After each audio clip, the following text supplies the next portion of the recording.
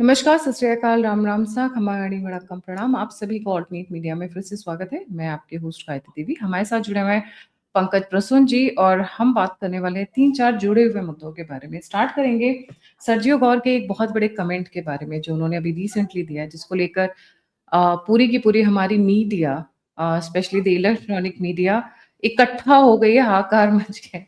दूसरा हम बात करेंगे जूनियर कपिल सिब्बल के बारे में। अब ये जूनियर कपिल सिब्बल ने कौन सा बम फोड़ा, उसके बारे में डिटेल में बताएंगे पंकज जी।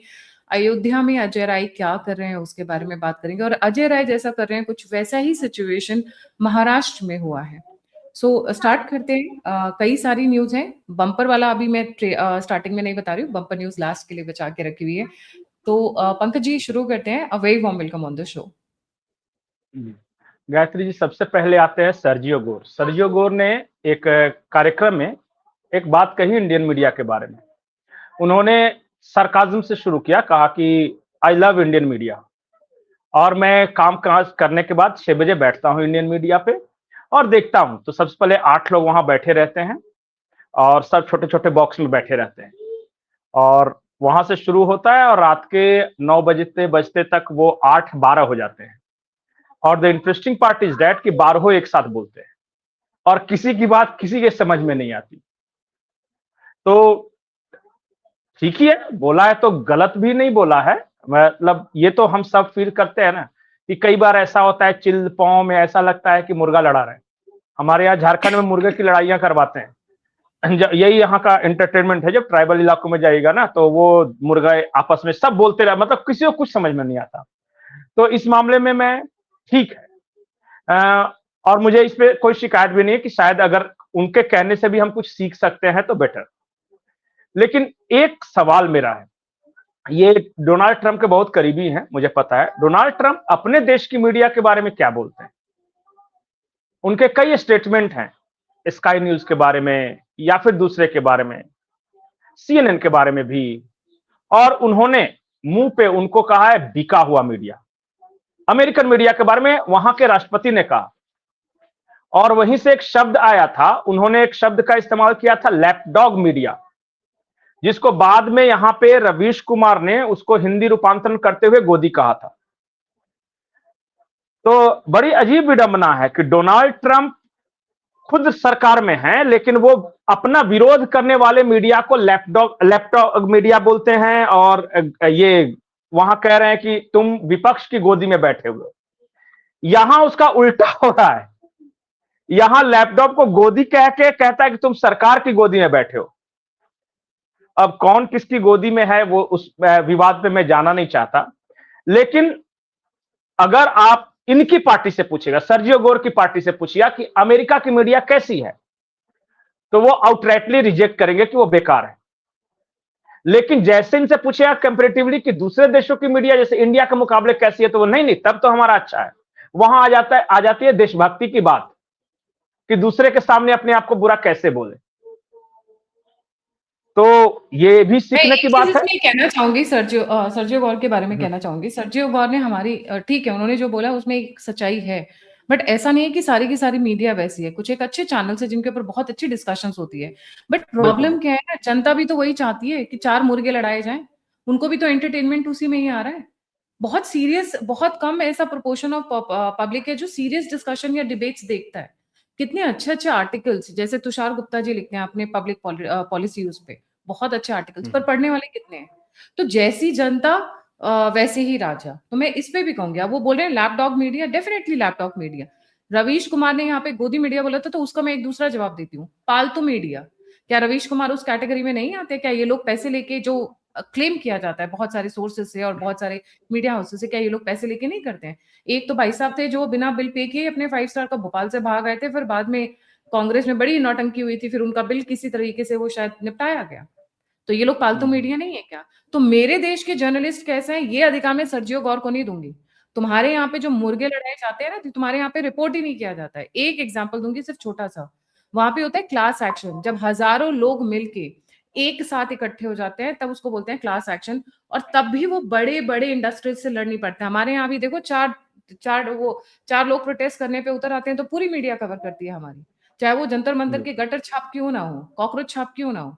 बट करते तो हैं, तो उनसे तो बहुत ही बेहतर है। तो हमारे वाले की इम्प्रूवमेंट है चांस, बट बुराई ना करें जी। नहीं, और एक चीज और, हमें कमेंट देख रहा था सर्जियो गोर के बयान पे सोशल मीडिया में, कोई क्या कमेंट बोला था, ये लेफ्टिस्ट बड़े उछल रहे कि वाह वाह क्या बात किया, देखो कितना खराब रैंकिंग था इंडिया का। मैंने कहा ठीक है यार, ठीक है, लेकिन गायत्री जी आप किसी भी कम्युनिस्ट कंट्री में चले जाइए, किसी भी कम्युनिस्ट कंट्री में, वहां की मीडिया क्या हाल है, और यहां सब ज्यादा कम्युनिस्ट जो है इंडिपेंडेंट मीडिया की बात करते हैं। भारत बड़ा अजीब देश है गायत्री जी, यहां जो इस्लामिक एक भी कंट्री में मीडिया स्वतंत्र नहीं यहां मिलेगा आपको, किसी भी इस्लामिक कंट्री में नहीं, और किसी भी कम्युनिस्ट कंट्री में आपको मीडिया स्वतंत्र नहीं मिलेगा, किसी भी कम्युनिस्ट कंट्री में नहीं, वहां स्टेट कंट्रोल मीडिया होता है। लेकिन विडंबना यह है कि भारत में इस्लामिक और कम्युनिस्ट यही दोनों मीडिया की स्वतंत्रता की बात सबसे ज्यादा करते हैं, सबसे ज्यादा। आपको यही दुनिया की रैंकिंग दिखाएंगे, सब कुछ दिखाएंगे। हाँ, ये अलग बात है कि अगर ये कभी पावर में आ गए तो रैंकिंग की ऐसी के तैसी ये कर देंगे, और फिर वो क्या करते हैं अपने राज्यों में, वो बंगाल में जाके कभी पता कर लीजिएगा या केरल में जाके पता कर लीजिएगा। अरे जब पंजाब इनकी में चलती है तो पंजाब में देख लीजिए, वही बात है।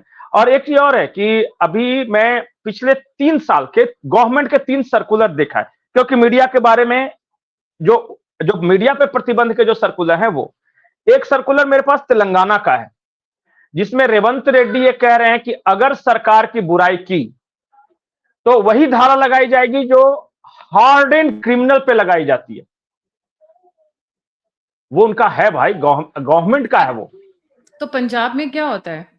पंजाब हम्म। केसरी वालों की उन्होंने बंदी नहीं बना लिया, उनकी लाइट काट दी, पानी काट दिया, सब कुछ कर दिया। बिल्कुल बिल्कुल बिल्कुल बिल्कुल।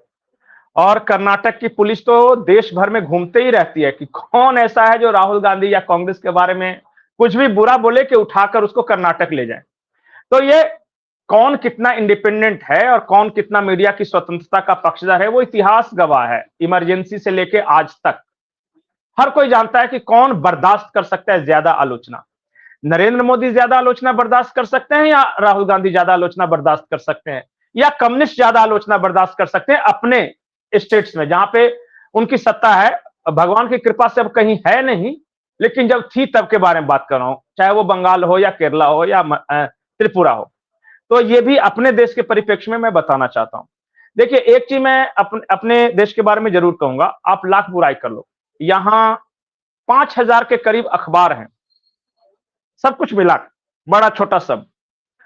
उसके बाद 400 के करीब न्यूज चैनल्स हैं, रीजनल सबको मिला के, और यूट्यूब और कितने चैनल हैं, या फेसबुक पे कितने लोग लिखते हैं, वहां पे कोई ये नहीं। तो मोटा मोटी यहां पे अगर 1 अरब 40 करोड़ की आबादी है, तो हर 1 लाख आदमी पे एक मीडिया आपको मिल जाएगा।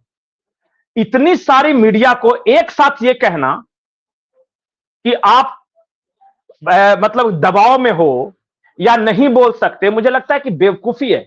क्योंकि नहीं, ये तो खुद ही फेसबुक पे चूज कर रहे हो ना आप बिल्कुल। क्या देखना चाह रहे हो? आप पालकी शर्मा को देखिए, पालकी शर्मा उपाध्याय को देखिए, अगर आपको बहुत रिफाइंड टेस्ट है तो, राइट? हाँ बिल्कुल। नहीं तो CNN देख लीजिए आपका, पर आपको देखना वही है जो आप देखना चाहते हो और क्रिटिसाइज करना है। ये बेसिकली टाइम्स नाउ और रिपब्लिक की तरफ ध्यान देके TV9 भारतवर्ष, हम्म। क्योंकि वहां पे क्या ग्रुप में बुलाए जाते हैं, तो हमें ना सिखाओ, हमको पता है आपकी मीडिया कैसी है। नाइट हाँ। क्रॉलर एक मूवी है जो one of the hmm. Best movies, motivational भी और वैसे भी बोली जाती है। अगर आपको यूएस की न्यूज और मीडिया इंडस्ट्री में ब्लैकमेलिंग कैसे होती है, एक्सटॉर्शन कैसे होता है, कैसे एक दूसरे के कंधे पर लोग चढ़ते हैं, तो जरा नाइट क्रॉलर मूवी देख लीजिएगा। हो सकता है कि बहुत दिनों तक हम गुलाम रहे हों, इसकी वजह से एक टिपिकल माइंडसेट बन जाता है, अपनी अच्छी चीजों को भी हम नहीं बोल पाते। हाँ, बुराइयां देखने की आदत है। मान लिया कि अगर हमारे देश में 20 बुराई है और 80 अच्छाई है, तो वी आर वुंड सीकर्स, हम वो घाव को खोदते रहते हैं कांटा से, और उसी में से मवाद निकालते रहते हैं कि देखो कितना दुर्गंध, कितना दुर्गंध। बहुत सारी अच्छी चीजें हो रही है, उसके बारे में मतलब कि बात करना उतना फैशनेबल नहीं है, और ये हमारे कॉमन साइकी है। देखिए, जैसे एक एक्सीडेंट देखने के लिए आप 100 आदमी खड़ा मिलेगा, किसी अंधे को रोड क्रॉसिंग करवाने के लिए कम आदमी मिलेगा आपको। ये है, मतलब कि ये मैं इसलिए दिखा रहा था कि ये पॉजिटिव न्यूज में इसलिए बताया कि आज 2 ऐसे वीडियोस हैं भारत के जो कि पूरी दुनिया में वायरल हैं। एक ये है वीडियो, ये नॉर्थ ईस्ट का वीडियो है जो कि मोदी सरकार के आने के बाद वहां जो अप्रोचेबिलिटी हुई है, जहां वो जा रहे हैं बाय रोड। देखिए कि कैसा टोपोग्राफी है, कैसा बनाया है। ये वर्ल्ड वाइड वायरल है ये वीडियो। मतलब दुनिया इसको रिकॉग्नाइज कर रही है कि वाओ, ऐसा भी हो सकता है क्या इंफ्रास्ट्रक्चर में काम। एक और वीडियो है इंडियन रेलवे का है, अश्विनी वैष्णव जी ने ये किया है, ट्वीट किया है। उसमें आप देखिएगा कि वो शायद कर्नाटक में ये है, मैं आपको वो वीडियो भेजता हूं। उसमें वंदे भारत ट्रेन जो है एक फॉरेस्ट एरिया से होकर गुजर रहा है, और वो आज की तारीख में पूरी दुनिया में वो इंडियन रेलवे हैशटैग के साथ वायरल हो रहा है। ये देखिए मैंने भेज दिया, अगर इसको दिखा सकें। अब बताइए कि जो बात यूरोप रिकॉग्नाइज कर रहा है, जो बात लैटिन अमेरिका रिकॉग्नाइज कर रहा है, जो बात अफ्रीका रिकॉग्नाइज कर रहा है, पर हमारे देश में चर्चा नहीं है। और ये देखिए, ये आप एक बार देखिएगा सुकून, तो ऐसा लगेगा सुजलाम सुफलाम शस्य श्यामलाम मातरम। ये है वो। मैं ब्यूटीफुल। इसके बारे में इसके बारे में एक इंटरेस्टिंग बात बताऊंगा। दर्शक अगर देखते रहे तो आपको लगेगा वो रेड कलर का अपना वंदे भारत कैसे गुजर के जा रहा है। वो this is the most beautiful picture of A railway in the world. पूरी दुनिया में किसी भी रेलवे का इससे बेहतरीन वीडियो आज तक नहीं बना है, नहीं बना है ये। अब मैं इसके बारे में एक और इंटरेस्टिंग बात बता रहा हूं। जब ये वीडियो देखा लैटिन अमेरिकन कंट्रीज ने, खास करके ब्राजील ने, तो उसने भारत के रेल मंत्री को फोन किया। वहां के रेल मंत्री ने पूछा कि व्हाट्स द कॉस्ट। तो अश्विनी वैष्णव जी ने कहा कि दुनिया में सबसे कम, और उन्होंने बताया, फिर एक्सप्लेन किया। तो जब भी हाई स्पीड ट्रेन की बात आती है तो जापान और चाइना, इनका ख्याल आता है पूरी दुनिया के मन में, पर दे आर वेरी कॉस्टली। उनको अपने यहां ये इंप्लीमेंट नहीं कर सकते, अफ्रीकन कंट्रीज नहीं कर सकते, लैटिन अमेरिका कंट्रीज नहीं, क्योंकि बहुत महंगा पड़ता है। जब इंडिया के बारे में उन्होंने पूछा तो रफ एस्टिमेट दिया एक ट्रेन का मात्र 160 करोड़ इंडियन रुपीज में। और ब्राजील का प्रधानमंत्री बोलता है व्हाट, इसने कहा yes sir, just 160 crore one train. Order दिया है, बोला कि हमारे यहां ये चला सकते हैं क्या इंडियन रेलवे। बोला कि शौक से, बोला कि फॉर्मेलिटीज बाद में कर लेंगे। आप पता है इंडियन रेलवे को कहां कहां से ऑफर मिल रहे हैं? श्रीलंका पड़ोस में है कि हमारे यहां भी वंदे भारत चला दो। नेपाल, हमारे यहां भी वंदे भारत चला दो। ब्राजील, हमारे यहां वंदे भारत चला दो। अफ्रीकन कंट्रीज, हमारे यहां वंदे भारत चला दो। पता है एक एस्टिमेट के मुताबिक 5000 मिलियन हम ट्रेन बॉगी एक्सपोर्ट कर सकते हैं, जो कि एक्सक्लूसिव अपने चेन्नई में बन रहा है। इसके बारे में कौन बात करेगा? कौन बात करेगा? अपने सारे इंस्टीट्यूशंस खराब हैं, हमारी डेमोक्रेसी खराब है, यहां के लोग खराब हैं, कास्ट सिस्टम यहां बहुत है, आपस में झगड़ा करते हैं। इसके बारे में बात करना है या दुनिया भारत को कैसे देख रही है इसके बारे में बात करना है? यहां के, पता है अभी साल 2 साल पहले तक रेलवे मींस चाइना हुआ करता था पूरी दुनिया में। अब एक ट्वीट किया है फ्रांस के राष्ट्रपति ने, उन्होंने एक लगाया है फास्ट, फास्टर, फास्टेस्ट। फास्ट में इंडिया लिखा है, फास्टर फ्रांस लिखा है, फास्टेस्ट जापान लिखा है। उन्होंने कहा है दुनिया में हर किसी को फास्टेस्ट की जरूरत नहीं है, दुनिया में अधिकतर लोगों को फास्ट की जरूरत है, और वो मार्केट कैटर कर रहा है इंडिया। बहुत बड़ा मार्केट है। हमें नहीं चाहिए 600 किलोमीटर प्रति घंटे वाले, हम 250 किलोमीटर प्रति घंटे वाले अपने हम चलाएंगे। इसके लिए बहुत ज्यादा लोग राजी हैं। क्वालिटी भी मैटर करती है। चाइना की जापान की क्वालिटी तो खैर बहुत अच्छी है, क्वालिटी बहुत मैटर करती है। इसलिए मैंने कहा कि देखिए बुराई, मुझे सर्जियो गोर ने जो कहा ठीक है, हम सीखते हैं, इसमें कोई आपत्ति नहीं, लेकिन ये देखिए जी, मैं अपने देश के लोगों को एक्सपोज करती हूँ, पर बाहर वाला बोलते हैं मुझे ये पसंद नहीं है। It is my country, I have all the right. Moving on to the next topic, ये कपिल सिब्बल के बेटे अब कौन से नए धमाल पर उतर आए हैं जी? That's interesting. आज उन्होंने प्रेस कॉन्फ्रेंस किया और उसमें कपिल सिब्बल के बेटे हैं आनंद सिब्बल, उन्होंने ये कहा कि सौरभ दास के घर के बारे में जानकारी, उसके इनकम के बारे में जानकारी या उसके एजुकेशनल क्वालिफिकेशंस के बारे में जानकारी, ये मतलब कि क्या बोलते हैं, व्यक्तिगत पर्सनल स्पेस को क्या बोलते हैं, मुझे एग्जैक्ट वर्ड नहीं आ रहा है, प्राइवेसी, प्राइवेसी का हनन है। और जिन इंस्टीट्यूशंस या इंडिविजुअल्स ने ये किया है, उनके खिलाफ इसने 2 करोड़ या 5 करोड़, 2-2 करोड़ इंडिविजुअल या इस तरह का कोई अमाउंट बताया कि वहां पे हमने मानहानि का मुकदमा किया है। वेरी इंटरेस्टिंग, मुझे बहुत अच्छा लगा।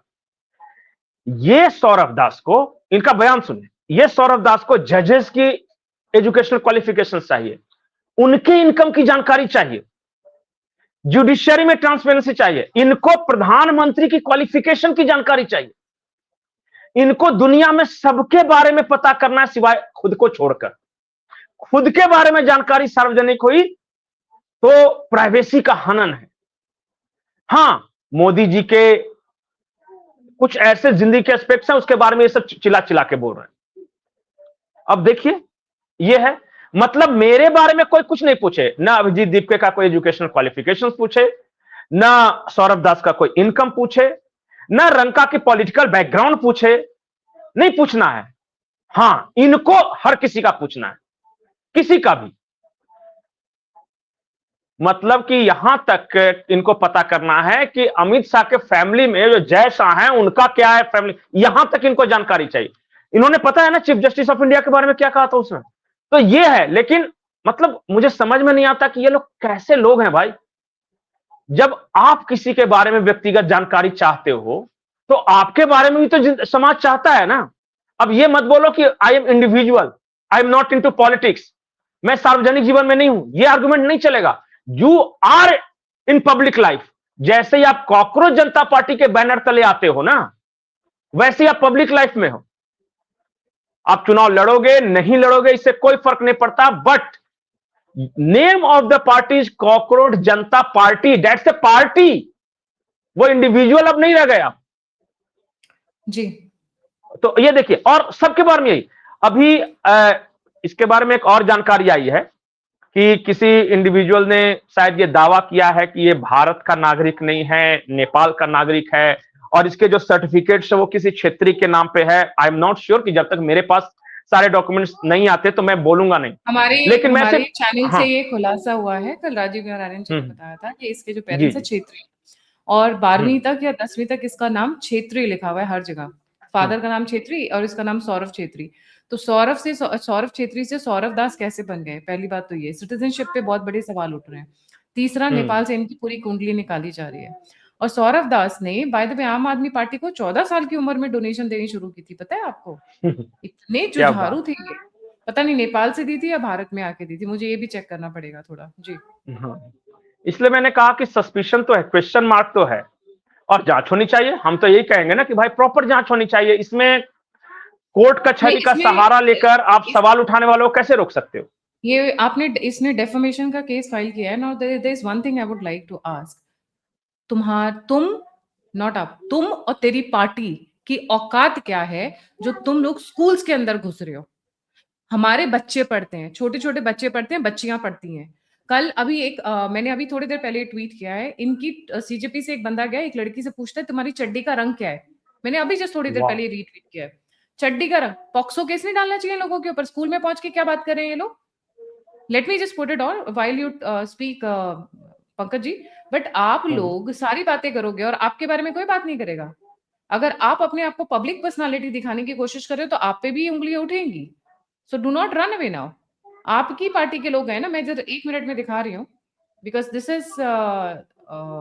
Is come to my notice and I was very shocked. एक सेकंड, हियर इट कम्स। इन लोगों को हक किसने दिया है कि आप स्कूल में जाके बच्चों से बात करो? फिर से पूछा जाए आप किस कलर की चड्डी पहने हो, तो फिर से पूछा जाए कच्चे चड्डी के नीचे क्या होता है। हम अब इसको मैं वाउच नहीं करूंगी, बट ये चीज सीजीपी के जो लोग गए हुए हैं उनसे कनेक्ट किए कि इन लोगों ने ऐसे सवाल किए हैं बच्चियों से। तो क्या आपको अच्छा लगेगा कि आपके बच्चों के साथ इस तरीके का कोई सवाल पूछे? इट्स बच्चों की जगह है भाई वो। किसने हक दिया आपको घुसने का? और जब आपका डिटेल निकाला जा रहा है, ब्यौरा निकाला जा रहा है, बाय द वे यहाँ पे एक डिविएशन है पंकज जी, देखिएगा। डेफमेशन का केस ये अभिजीत अय्यर मित्रा के ऊपर सौरभ दास कर रहा है। सौरभ दास का निशाना अभिजीत अय्यर मित्रा का निशाना सौरभ दास नहीं था, अभिजीत अय्यर मित्रा का निशाना दीप के था, जिसकी डिग्री नहीं आई है। तो देखो डिफ्लेक्शन की गेम कैसे खेल रहे हैं ये लोग, ठीक है। बिल्कुल। और एक बात मैं और बोलना चाहूँ, शायद जो बच्चे की तस्वीर आपने देखा, उसके पिताजी के पास इतना पैसा नहीं हो कि सुप्रीम कोर्ट का वकील हायर कर सके, इसलिए उसकी कोई इज्जत नहीं, कोई मर्यादा नहीं, क्योंकि इनके पास कहीं से फंड आ रहा है जिसकी वजह से ये महंगे वकील और कपिल सिब्बल के बेटे को हायर कर सकते हैं, तो ये कुछ भी बोल कर निकल सकते हैं। अब सुनने में भी ये भी आ रहा है कि ये परसों शायद जब एफआईआर हो गई तो एयरपोर्ट पहुंचे हुए तो मुंबई इनको जाने नहीं दिया, इनका पासपोर्ट ले लिया शायद, हाँ, ऐसी बातें सुनने में आ रही है। ये गलत है सही है? पता नहीं, मैंने भी देखा है सोशल मीडिया पे ही कि अब अभिजीत दीपके को शायद बाहर जाने की इजाजत नहीं है, फिलहाल वो इंडिया में ही रहेंगे। मैं इसको कंफर्म नहीं कर पाया, लेकिन मैंने भी सोशल मीडिया पे इसे पढ़ा है कई जगह पे, और बहुत सारे ट्विटर हैंडल्स ये लिख रहे हैं कि उसको शायद उसका पासपोर्ट ले लिया है, बाहर जाने की इजाजत नहीं दी गई है। तो मैं कंफर्म नहीं हूं, लेकिन सोशल मीडिया पे है ये खबर, और मुझे नहीं पता कि ये कितना सही है। ये सारे के सारे जो है ना गायत्री जी, सारे टेंटेड हैं, और टेंटेड इस लिहाज से बोल रहा हूं कि सब पे क्वेश्चन मार्क है। अभी देखिए ना, ये रंका सबसे पहले आम आदमी पार्टी, इससे पहले आम आदमी पार्टी का एक प्रवक्ता था, और वो आम आदमी पार्टी की टीम इसके साथ घूम रही है, और वो हर इंडिविजुअल, तो ये है, ये नेपाल वाला मैं इसलिए एक कनेक्शन जोड़ रहा हूं। आपको याद है कि एक बंदा था दाढ़ी वाला जो कह रहा था कि नेपाल बना देंगे नेपाल, और संसद भवन को ध्वस्त कर देंगे या उड़ा देंगे, इस तरह का उसने शब्द का इस्तेमाल किया। वो लगातार रंका के साथ है, और वो बकायदा रोज वीडियोस भी पोस्ट कर रहा है, और वो ये भी है। किसी भी दूसरे देश में अगर आपने कहा होता कि मैं उस देश की संसद को गिरा दूंगा और उस देश में अराजकता नेपाल जैसा पैदा कर दूंगा, तो he should have been arrested. मुझे लगता है कि वो अरेस्ट हो जाना चाहिए था। और इस बात को लेकर मुझे भारत सरकार से और जो भी है शिकायत है कि आप लोगों ने कुछ ज्यादा ही छूट दे दिया है। ढुलमुल तरीके से सरकार चलाओगे तो कोई भी मुंह पे गाली देके जाएगा, और उसी का ये फायदा उठा रहा है। अब इसके पीछे आपकी कोई रणनीति है, कोई पॉलिटिक्स है, ये बात मुझे नहीं पता, मैं इतनी गहराई में नहीं जाता, लेकिन इतना जरूर है कि आजकल कोई भी मुंह उठा के कहीं भी घुस जा रहा है। सरकारी प्रॉपर्टी के अंदर घुसना बिना इजाजत के और वहां डिसरप्शन पैदा करना अपने आप में एक एफआईआर का आधार है। वो स्कूल का प्रिंसिपल भी करवा सकता है कि गवर्नमेंट प्रॉपर्टी जहां का इंचार्ज मैं हूं, वहां ये बिना इजाजत आए हैं और इन्होंने हरास किया है वहां काम करने वाले लोगों को। देखिए, आप छोटे स्केल में देख रहे हैं इसलिए समझ में नहीं आ रहा है। सेम चीज आप देखिए कि कोई कल को जाके पीएम आवास में घुस जाए 4-5 लड़कों को लेके, यहां बहुत सारी गड़बड़ियां हैं, मैं इसको ठीक करूंगा, और कैमरा 5 लेके आ जाए। इसी तरह संसद भवन में चला है कि मैं घुस जाऊंगा, मैं ठीक करूंगा, यहां बहुत सारा अच्छा डिस्कशन नहीं होता है, कैमरा ऑन करो। शास्त्री भवन में कोई घुस जाए, है तो गवर्नमेंट प्रॉपर्टीज ही ना वो सारे। और उसी तरह का कम लेवल पे, छोटे लेवल पे गवर्नमेंट प्रॉपर्टी सरकारी स्कूल भी है, वहां पे आप बिना इजाजत घुस के इस तरह का डिसरप्शन करोगे। अब बच्चों से जिस तरह से आप अश्लील सवाल पूछोगे, क्यों नहीं हो रहा है? राज्य सरकार, हालांकि उत्तर प्रदेश की सरकार ने एक सर्कुलर जारी किया है कि हमारे यहां बिना इजाजत के किसी भी गवर्नमेंट स्कूल में घुसा और इस तरह की तो फिर कार्रवाई होगी। राजस्थान सरकार ने भी शायद इस तरह निकाला है, पर आई एम नॉट श्योर, लेकिन यूपी वाला मैं श्योर हूं कि निकाला है। मतलब जो काम योगी जी कर सकते हैं वो काम महाराष्ट्र में या राजस्थान में क्यों नहीं हो सकता? और एक चीज और मैं बता रहा हूं, इनको स्कूल कैसे ठीक करना है आप समझिए। एक और कवायद, क्योंकि आप इनके बारे में बात कर रहे हैं, एक और कवायद चल पड़ी है। एडिटर्स गिल्ड ऑफ इंडिया ने अभी एक लेटर जारी किया है आज, और उसमें दे आर कंडेमनिंग बीजेपी सरकार की राजदीप सरदेसाई को उन्होंने दिमागी नक्सल बोला है। बड़ी जल्दी आप 15 अगस्त और आज कितने 26 नहीं 26 हाँ। 9 दिन बाद याद आया कि मोदी जी को और राजदीप सरदेसाई को जोड़ के इन्होंने एक वो निकाला है जी। इनकी सुनता कौन है? ठीक है, ये चिट्ठियां जारी किया करते हैं। अब मैं इंटरेस्टिंग बात, क्योंकि आपने नाम ले लिया, तो एक ऐसा मीडिया कर्मी है जिसकी खुद की वाइफ एक पॉलिटिकल पार्टी से राज्यसभा की सदस्य है, that's conflict of interest. Conflict of interest है। अब ये बोलेंगे कि वाइफ से इनका क्या मतलब है, तो मैं आपको बता रहा हूं, ये व्यक्ति राजदीप सरदेसाई, जब किसान आंदोलन हो रहा था तो सबसे पहले खबर इसने ब्रेक किया था, और खबर यह थी कि एक किसान मर गया पुलिस की गोली से। सुनिए वो खबर क्या थी, पुलिस की गोली से मर गया। अब अफरा तफरी मची, बाद में ये खबर पता चला कि वो ट्रैक्टर पे लटक के जा रहा था, वो गिर गया था। तो ये फेक न्यूज हर सेंसिटिव समय पे ये निकाल देते हैं जिससे लॉ एंड ऑर्डर का प्रॉब्लम हो। जब दिल्ली दंगा हुआ तो सबसे पहले यही एक जर्नलिस्ट था कि जो कि ताहिर हुसैन के पास पहुंचा और फिर बड़ी तारीफ की थी उस वक्त। इनके रिपोर्ट को आप उस वक्त का देख लीजिए कि ताहिर हुसैन बहुत अच्छा आदमी है, इनोसेंट है, गरीबों की सेवा करता है, इस तरह की रिपोर्ट इन्होंने ये की थी, मतलब कि फर्स्ट लाइन ऑफ डिफेंस है। और बाद में क्या हुआ, ताहिर हुसैन पता चला जो कोर्ट ने जो सुनाया वो तो आपको पता ही होगा कि कोर्ट ने क्या सुनाया। उसके बाद ये जो रिपोर्ट के बारे में मैंने बताया है कि किसान आंदोलन के समय क्या हुआ, किसान आंदोलन के समय वो पता चला कि वो तो ट्रैक्टर से लटक के जा रहा था, वो गिर गया। अब इनके इन रिपोर्ट्स के आधार पे क्या कोई कह सकता है, मैं यही पूछ रहा हूं कि इनने जो रिपोर्टिंग की है उसके आधार पे कोई इनको वो पर्टिकुलर टर्म यूज कर सकता है या नहीं कर सकता है, मैं दर्शकों पे छोड़ देता हूं। और लगातार इस तरह के भ्रामक और झूठी खबरें ये फैलाते हैं, right from Godhra to Tahir Hussain to Delhi दंगा टू किसान आंदोलन टू अभी। अच्छा, नरेंद्र मोदी ने नाम नहीं लिया, लेकिन देखिए अगले उसी शाम के प्रोग्राम में सबसे ज्यादा तकलीफ में ये थे बेचारे। और मैं एक बहुत आपको मार्केट की बात कहता हूं, गायत्री जी सुनिए। एक चीज मैं ऐड करना चाहती हूँ। एडिटर्स गिल्ड ऑफ इंडिया ने इनके राजदीप सरदेसाई को मोदी जी ने राजदीप सरदेसाई को दिमागी नक्सर बोला है। अमन चोपड़ा पे जब अटैक हुआ, उनको धमकियां दी जा रही थी, उनके अगेंस्ट में फतवे जारी हो रहे थे, उस वक्त क्यों नहीं इनके मुंह से कोई शब्द फूटा? जब नहीं, एक बात आप देखिए ना कि इंटरव्यू के बाद में जी आप देखिए ना, कॉकरोच जनता पार्टी के आंदोलन के समय कितने जर्नलिस्ट मार खाए उनके आंदोलन में, और उन्हीं तेलचट्टों को ये अपने ग्रुप में ले जाकर, और कल जो तारीफ की है, क्या उस लड़की का नाम है, शायद रत्ना वगैरह कुछ नाम है, एक वीडियो मैंने देखा कि सारे बैठ के ये तारीफ कर रहे हैं कि पहले तो बहुत ठंडा माहौल था, आप आई और बाहर आया। जो बाकी जर्नलिस्ट को जंतर मंतर पे पिटवा रहे थे, हुटिंग करवा रहे थे, उनको अपने ग्रुप में बुलाकर तारीफ करवा रहे हैं। वाई शुडंट दे कॉल दिमागी नक्सल? क्यों नहीं कहा जा सकता है, आप बताइए। और मैं किसी पर्टिकुलर का नाम नहीं लेना चाहता था, क्योंकि आपने नाम लिया और एडिटर्स गिल्ड ने ये किया, तो आई कैन प्रूव कि ही इज, मैं उनके रिपोर्ट्स के आधार पर बता सकता हूं कि उन्होंने अपनी रिपोर्ट्स के जरिए इस देश में सरकार के खिलाफ, पर्टिकुलर इस सरकार के खिलाफ असंतोष पैदा करने की कोशिश की है। जब गुजरात में थे मुख्यमंत्री तो उनको हरास किया, परेशान किया। तो आपकी आइडियोलॉजी हो सकता है कि आप कांग्रेस माइंडेड हो, रखिए अपने पास, रखिए, उससे किसी को कोई ये नहीं है। लेकिन अगर आप इस तरह की रिपोर्टिंग करें कि देश में हिंसा बढ़ जाए, तो यू विल बी कॉल्ड दिमागी नक्सल्स, और कोई फर्क नहीं पड़ता। इनका ना ये अमन चोपड़ा के लिए बोलेंगे, ना फिर जब नक्सल ने दूरदर्शन के अच्युतानंद साहू जी का मर्डर किया था 2018 में, तब भी इन्होंने कंडेम नहीं किया था। इनके मुंह में दही जम जाती है जब एक्चुअल सही लोग कुछ बोलते हैं। जी Pankaj ji, moving on to the next topic जो बहुत इंपॉर्टेंट है, ये अंडा फेंका गया है और जो राम मंदिर में हुआ है, अजय राय जी।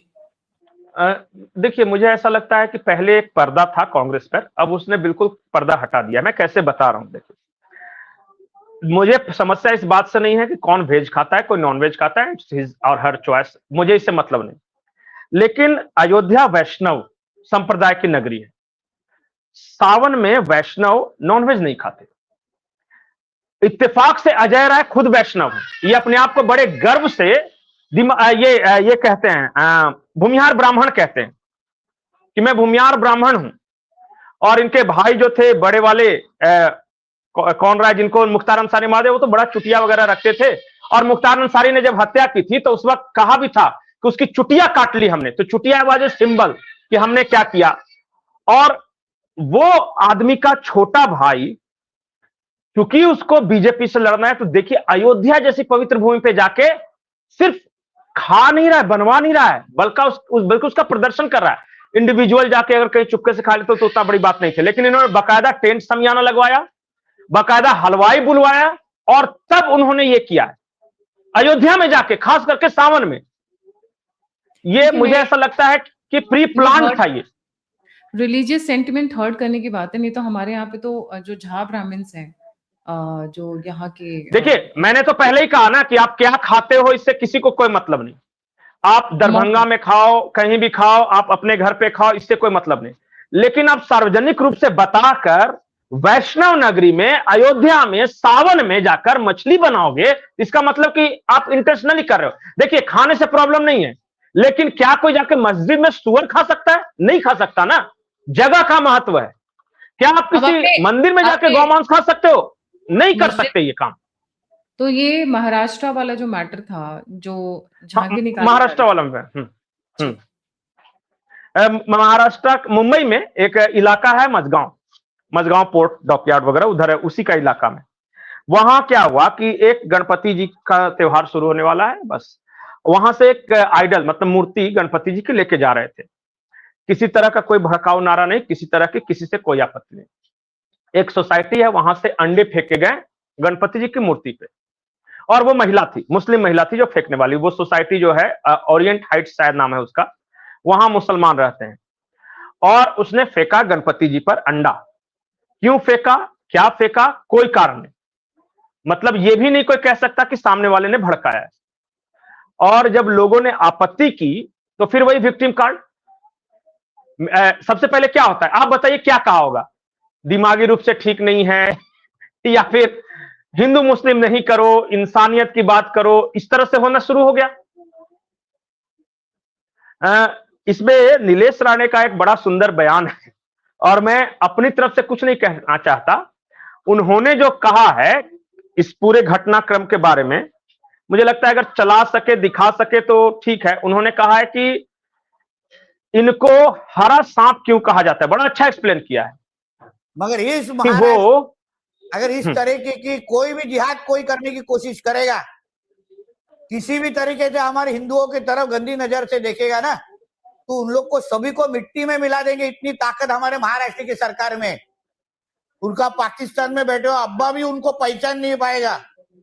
ऐसी हालत करके उनको पाकिस्तान भेज देंगे, इतना याद रखना। देखिए माझगांव में जो हमें गणेश चतुर्थी के जो मिरवणूक निकल रही थी, उसके ऊपर कोई जिहाद नहीं, अपना असली रंग दिखाया। हम लोग इनको हरे सांप क्यों बोलते हैं, वो कल फिर एक बार सिद्ध हो गया। जो गंगा जमुना तहजीब बोलने वाले, जो भाईचारा बोलने वाले, सर्वधर्म समभाव बोलने वाले, अभी वो बंदर गए कहाँ, कौन से झाड़ पे बैठे हैं, उन्होंने बताना चाहिए। फिर जो नियम ईद के वक्त लगता है, जो शांति तरीके से ईद के सभी त्योहार मनाए जाते हैं, फिर इस हिंदू राष्ट्र में हिंदुओं को अपने त्योहार मनाने का अधिकार नहीं है। ऐसी एक घटना जहां हिंदुओं ने ईद का कोई त्योहार पे किसी तरीके की तकलीफ दिखाई की है, ऐसा एक घटना कोई भी मेरे को बताए। किधर पत्थर मारा है, किधर अंडे मारे हैं।